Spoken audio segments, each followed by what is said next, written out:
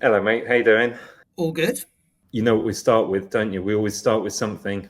Oh, what quiz time? Is this now a thing? Is it? It's so much a thing.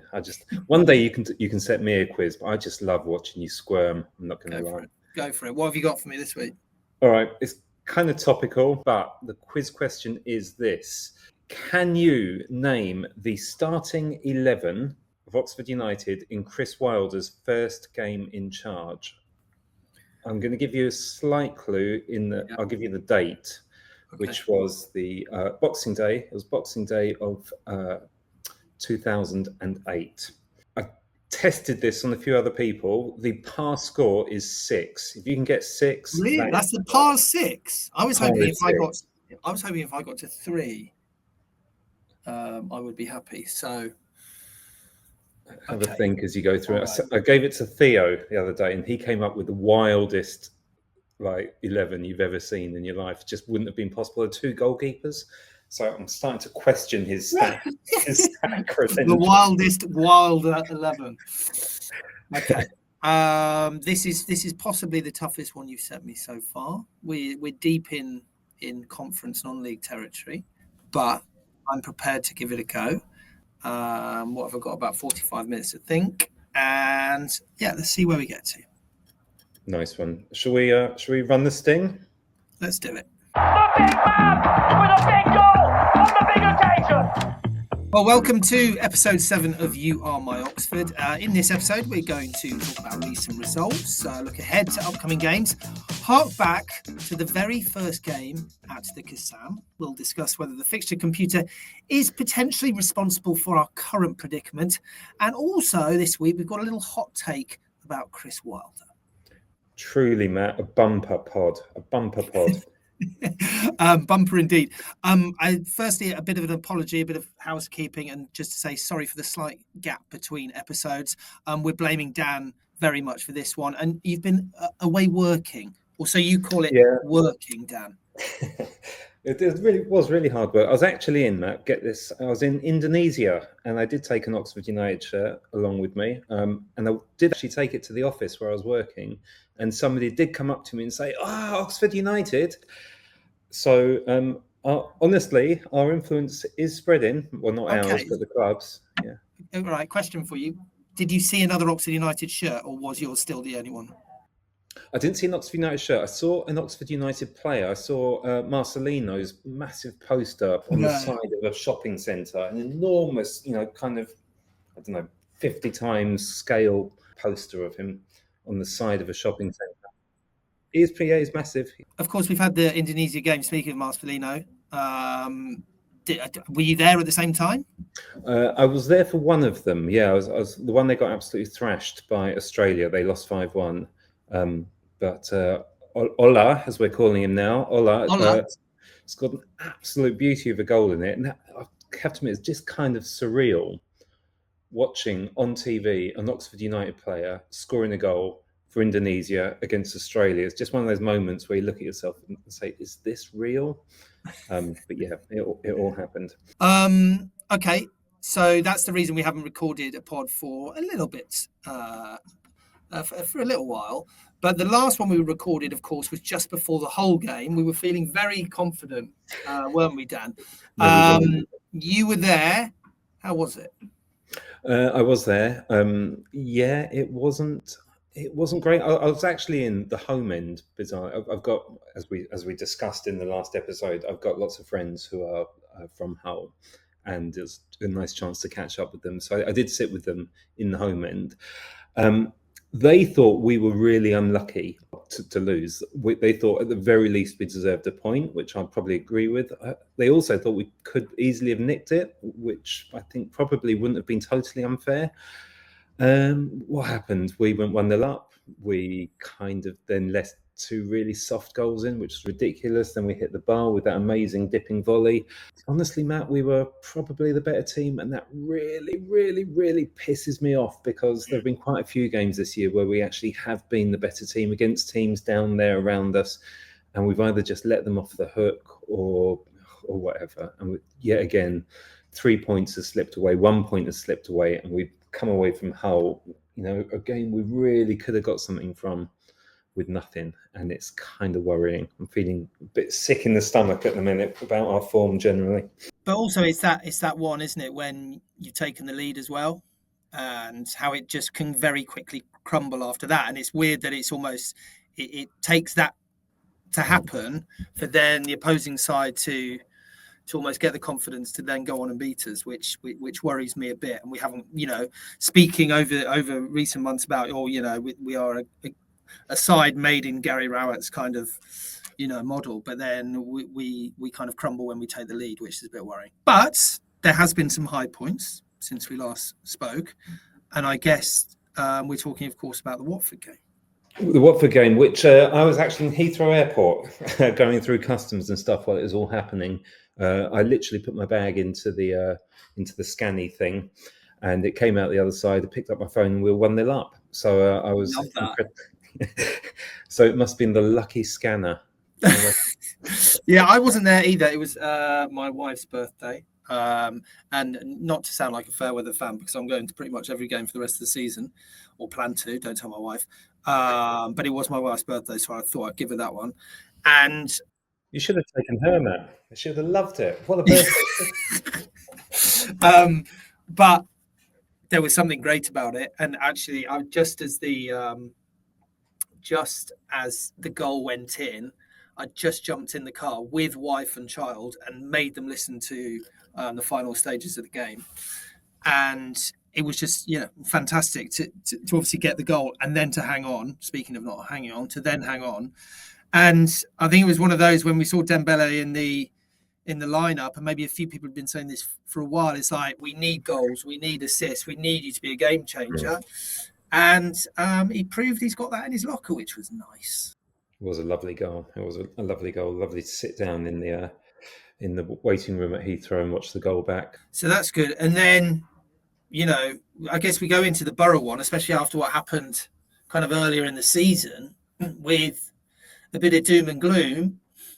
But then what transpired over certainly the first kind of 60 or 70 minutes, then put yourself in a kind of really optimistic mood, thinking, right, we can get something from this. And then it just kind of ended in real kind of disappointment. And you go away thinking, well, that was a couple of points dropped. Yeah, I was kind of semi-listening to it. I'd arrived back massively jet-lagged and was literally kind of semi-conscious, trying to stay awake, but kept falling asleep. In the first half, from what I was hearing, we were kind of all over them, really. Yeah. Well, not as much as all over them as we ever are with anyone. Yeah. There was a hint of us being all over them. And then we went 1-0 up, and we were thinking, oh, surely can we do this? And then obviously we can't. Second half just seemed like a massive disappointment. Yeah. And just two things I want to pick up on is, I mean, Helik is like a goal-scoring centre-back, obviously, but also I think a theme that is going to develop and has kind of gradually developed throughout the season, but is going to develop particularly in the last, 7 games, is Oxford United as a long throw-in specialists, and how you feel about that. Do you know what? I've always kind of wanted us to be that, right? It's just like, if we became like a total set-piece team, I'd be happy with that as well. It's like, this is a part of the game. We might as well be good at it. And if we've got somebody who can hurl the ball like 800 metres into the penalty area from pretty much any time zone, you can land it in the penalty area. It's quite nice having that excitement every 10 minutes or so, isn't it? Kind of, we got to throw in. But it puts the fear of God into opposing defences for some reason.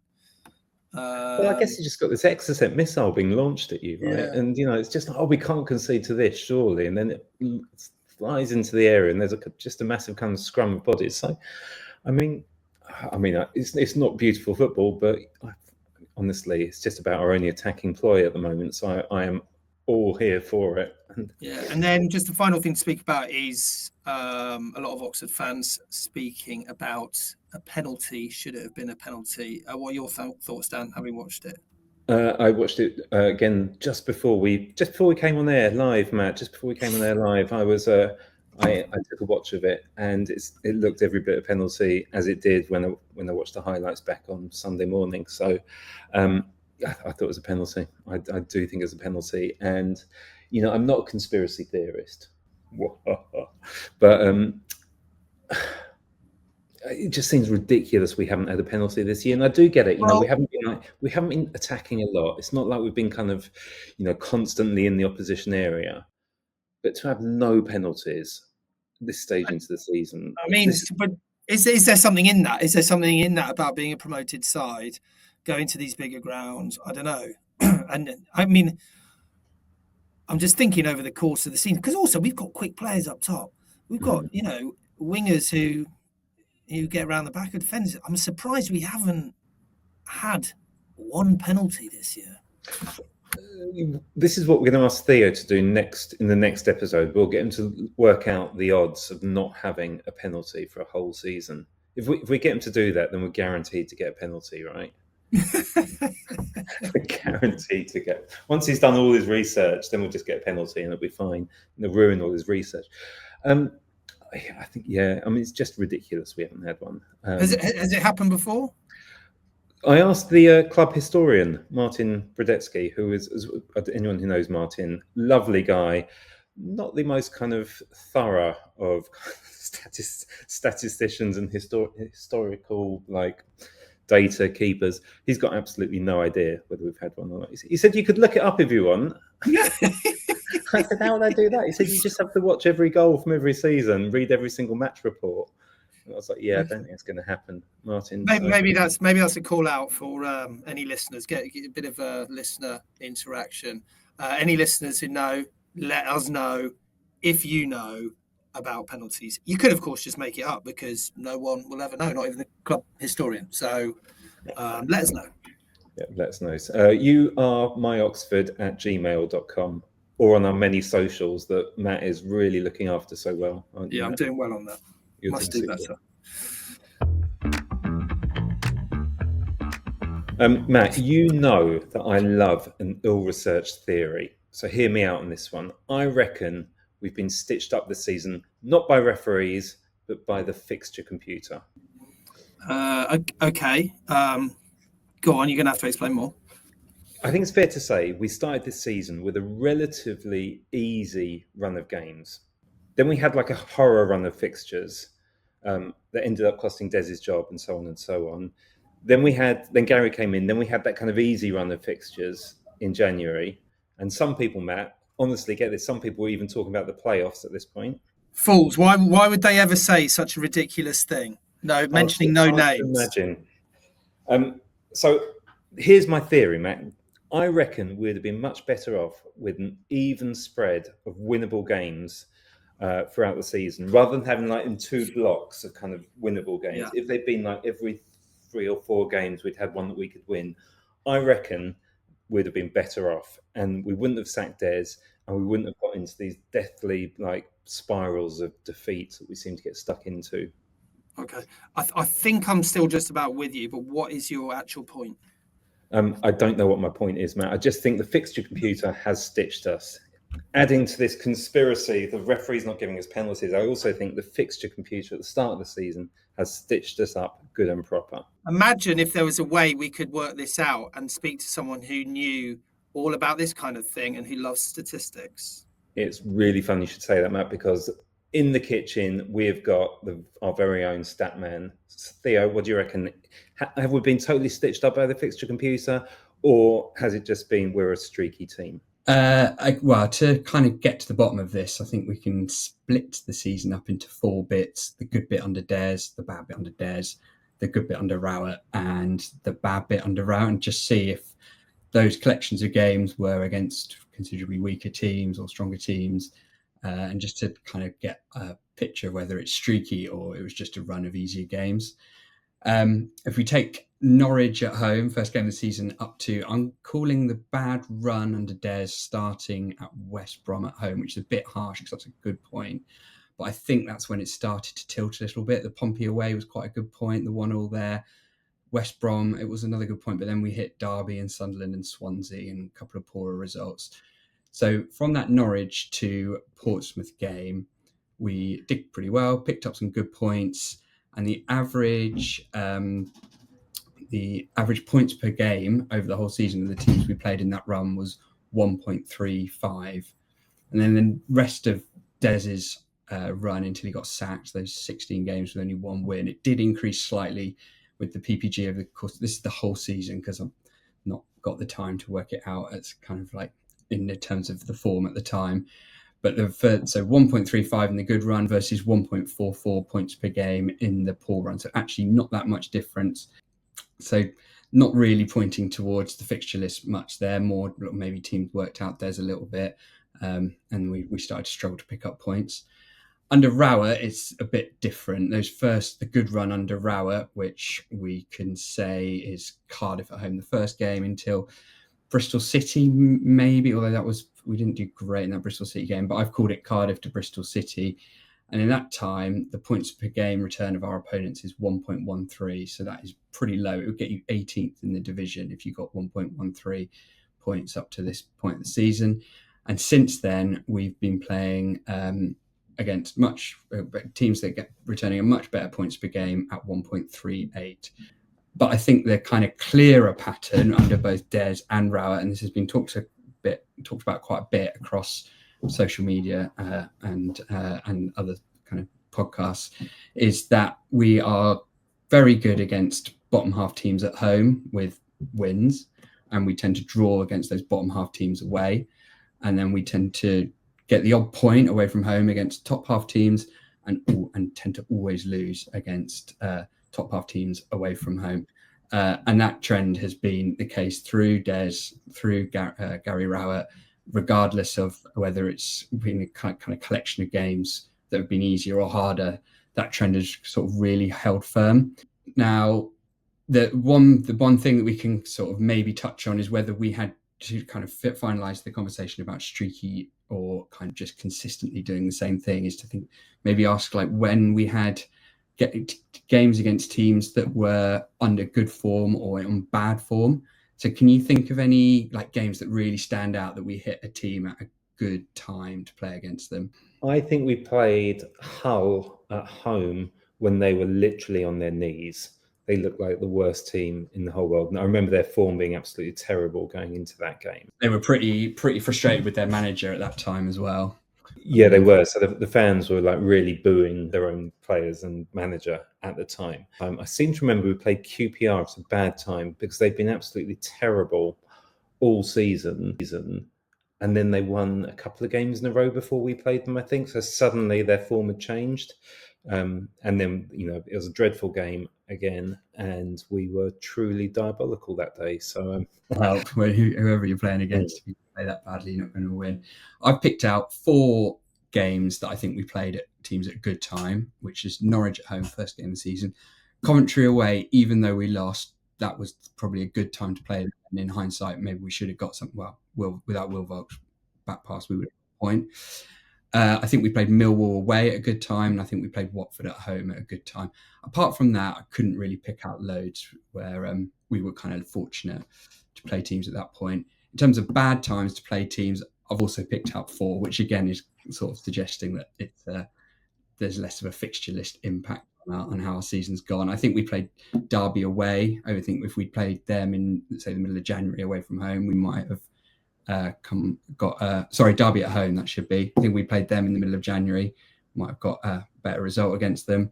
Swansea at home and Millwall at home in sort of autumn under the kind of back end of Des's reign. I think that was a really tough time to play both of them. And if we played them at home in the second half of the season, I think we'd have liked to think we'd picked up points. And then the QPR one that you mentioned. But the fixture list has, I think, given us 4 of each. 4 where we've hit a team at good form, 4 where we've hit the bad form. And sort of balanced it out. So again, not really pointing towards fixture list impacting the trend of our season too much. So my theory basically is bollocks. What's it mean for the rest of the season then? So if we take the points per game, it takes the points per game of the teams that we've got left. It is 1.53, which sounds awful, but that is massively skewed by the fact that 3 of them are Leeds, Sunderland and Sheffield United. If we just take Leeds and Sheffield United out of that equation, it drops down to 1.3, which is a team about 14th in the league on average. So that is hopefully fairly good news, assuming that the Leeds and Sunderland, Sheffield United games are much tougher. if, which is probably the more important trend, we continue picking up the odd point at home to top half teams, odd point away at bottom half teams, and beating bottom half teams at home, I'm giving us a chance of a point at somewhere in the Sunderland, Leeds and Sheffield United games. I'll give us 1.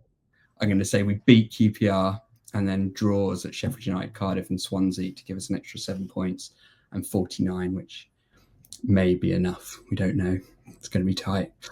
Looking at the other teams, I think this might also come into... I've not gone into their run-in details because it's...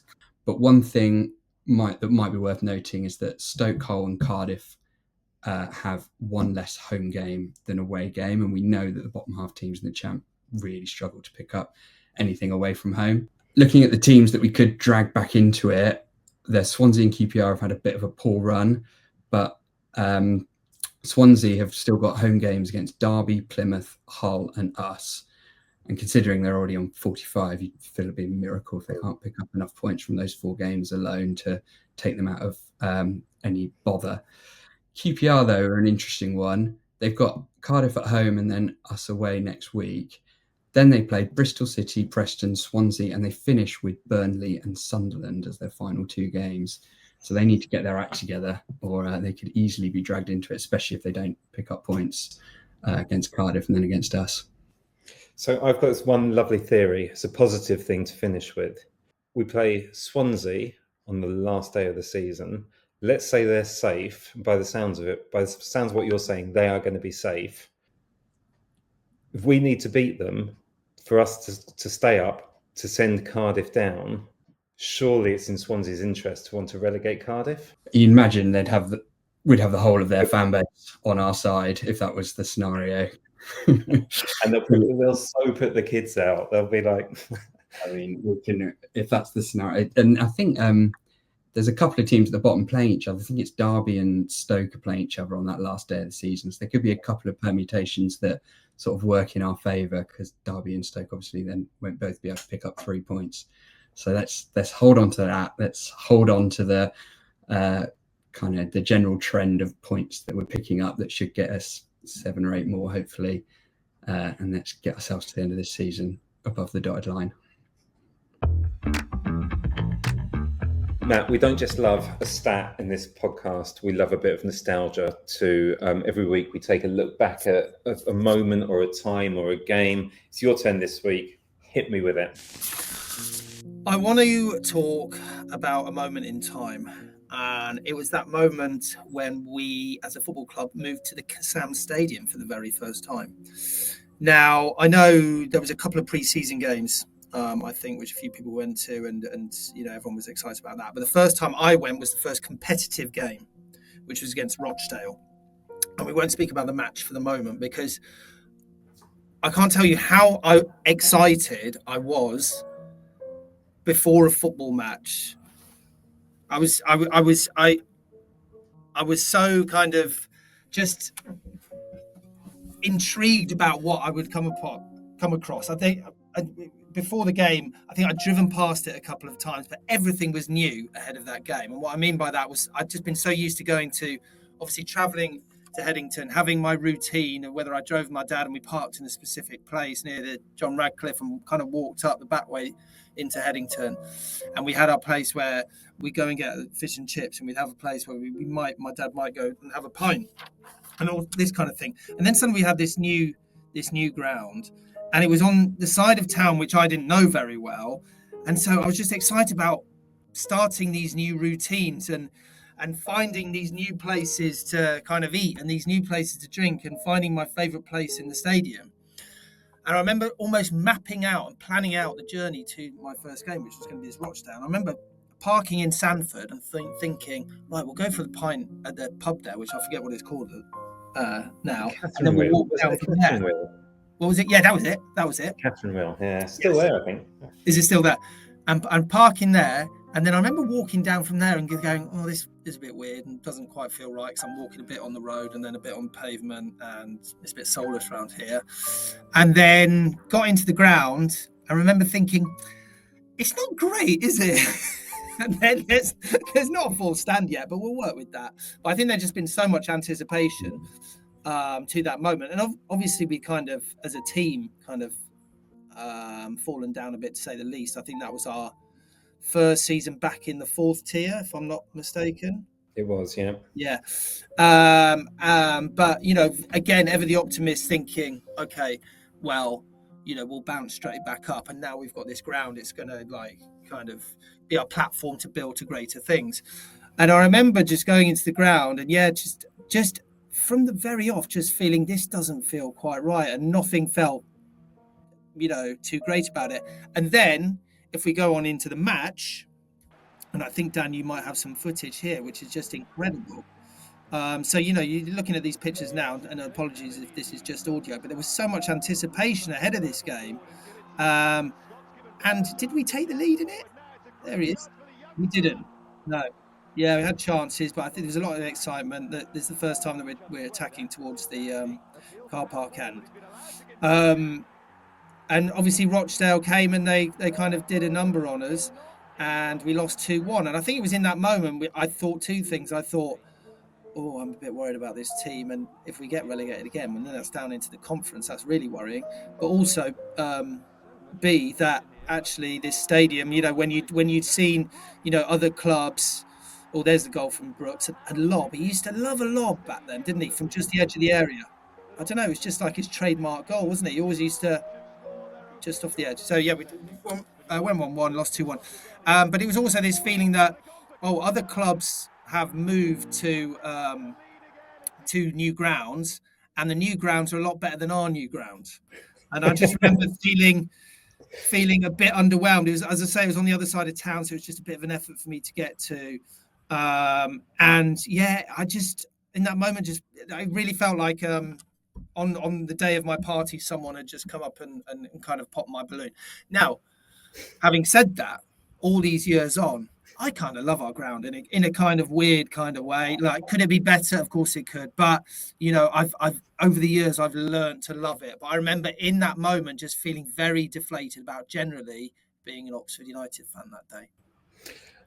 I must admit, I don't remember much about that day at all for some reason. Like, I'm sure I must have felt your excitement and so on. My first real memory of that ground was a few weeks later. We played against Shrewsbury. Now, in the morning, I was organising the fans' football team, and we played against the Shrewsbury fans. I think it's the first match we actually played as Raging Fever, we were called, named after the two fanzines, Raging Bull and Yellow Fever.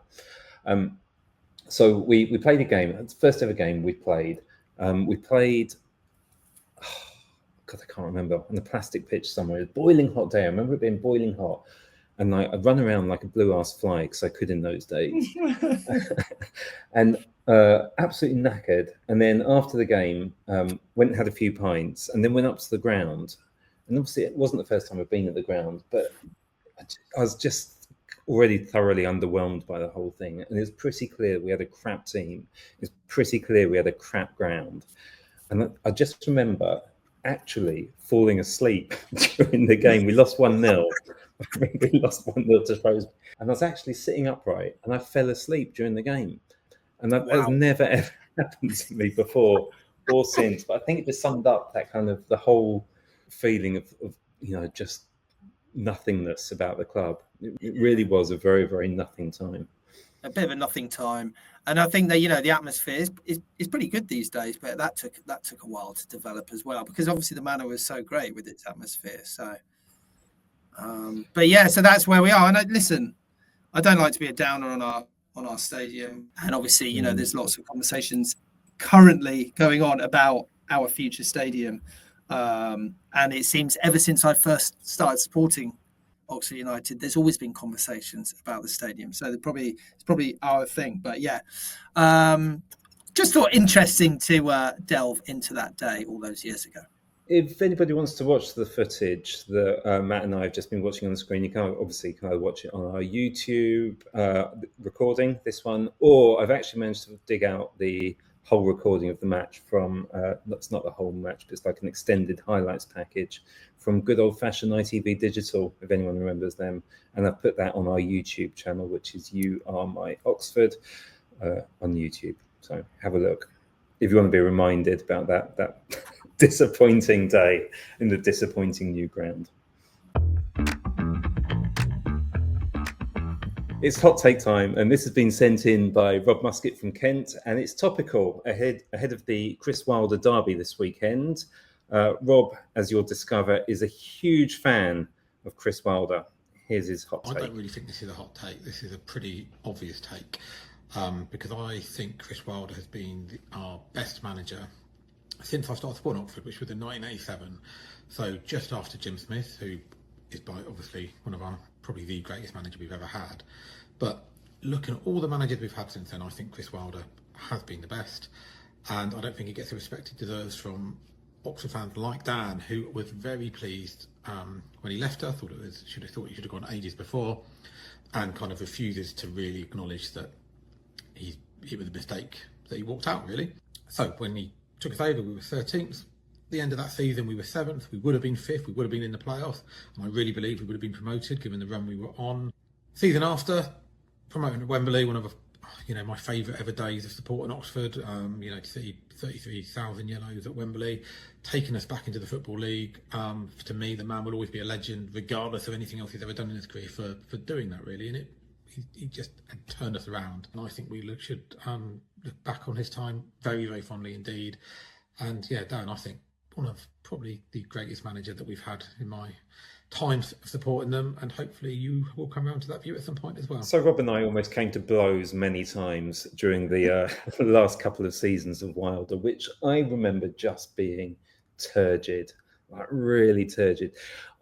I will be forever grateful to Chris Wilder for getting us out of the godforsaken conference, and I don't think anyone was better placed than him to do it. I think he was the perfect man at the perfect time for the job required. And I think he did it pretty well. But a couple of seasons after that, we were absolutely going nowhere. Now, I know that he's gone on to do great things, Matt. I really do know he's gone on to do great things. But I think he had to go at the time. We didn't sack him anyway. He left of his own accord. So it's not like we did sack him. But I was calling for his head. I don't mind telling you. Where were you on him? What did you think about him? I agree with Rob insofar as I don't think he gets the respect that he deserves from a section of Oxford United fans. And I think I knew we had something special, and I always thought he would go on to manage at a higher level. And to be honest, for a time, I wanderlusted whether that might be with us. Where I agree with you is that things had got kind of a bit stale, and there was that you wondered, like, if almost he had a point to prove against Oxford fans, like he didn't feel like he was, I don't know, respected enough or something like that. I wonder if he almost fell out of love with the job as much as Oxford fans maybe fell out of love with him a bit. I think that's really fair. I think that's a really fair thing to say. I just think, I think all managers have a shelf life, right? They do have a shelf life. The players will want to hear something fresh. The manager probably just needs a little break from the game as well sometimes to get some new, fresh ideas. If you're caught in the kind of hamster wheel of just, training and everything day after day after day after, it's really difficult to come up with anything fresh and new. My other gripe with him, and this was totally true of pretty much every season that he was with us, he loved messing up a team. So he'd build a really good team at the start of the season, and then he just loved changing it. He'd loved bringing in a new signing. Like the year we went up from the conference, we were absolutely the best team in the universe up until Christmas. And then he just started doing totally crazy things. Like, let's get rid of Matt Green and bring in bloody Franny Green, right? And Sodji and all these kind of weird players suddenly started appearing. And we had this formula that was working. And they'd just be like, oh, no, I want to bring in new players for whatever reason, right? And it was only when he went back to the team that he picked at the start of the season that we got promoted, right? Because we were literally going to fall out of the playoffs otherwise. So, I respect him. I don't love him like Rob does. That's the question is, when he left, kind of what happened and where did we go to? And obviously we had the Waddock era. Oh my God, yeah.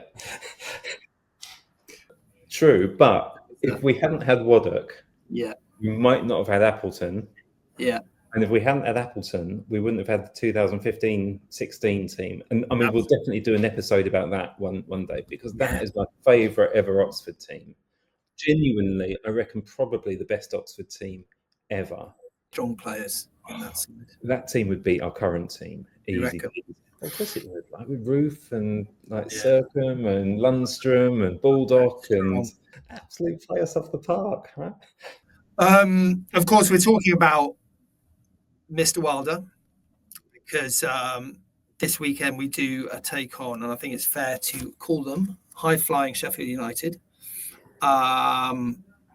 We've probably got to get at least one unexpected result against a team who are flying high if we are to stay up.